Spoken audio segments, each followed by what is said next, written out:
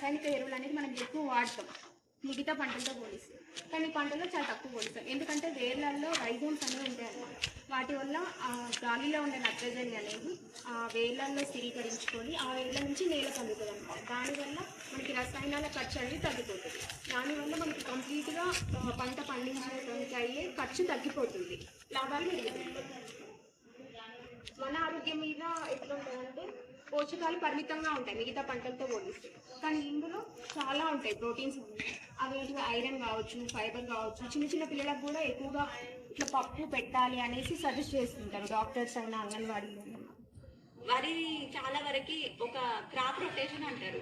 అంటే ఒకటే పంట సంవత్సరాలు వేస్తే అందులో ఉన్న నత్రజని కానీ భాస్వరం కానీ అయిపోతూ ఉంటాయి. సో మనం ఏం చేయాలి, వరి వేసే ముందర పెసర్లు కానీ వాటిని వీటిని అలకాలి. అలికితేనే మనకు మంచి పంట వస్తుంది.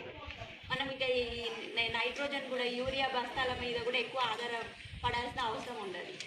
అంటే ఇప్పుడు మళ్ళీ ఈ ఎంఎస్పీ కూడా మనకి మంచి ప్రైస్లో ఉంది.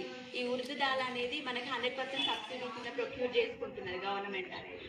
మంచి లాభాలు ఉన్నాయి. ఇప్పుడు నేషనల్ ఫుడ్ సెక్యూరిటీ మిషన్ కింద కూడా ఈ పల్సెస్ని యాడ్ చేస్తుంది అన్నమాట. పప్పు దినుసులని పెంచాలి, ఈ విస్తీర్ణం పెంచాలనే ఉద్దేశంతో చేసింది.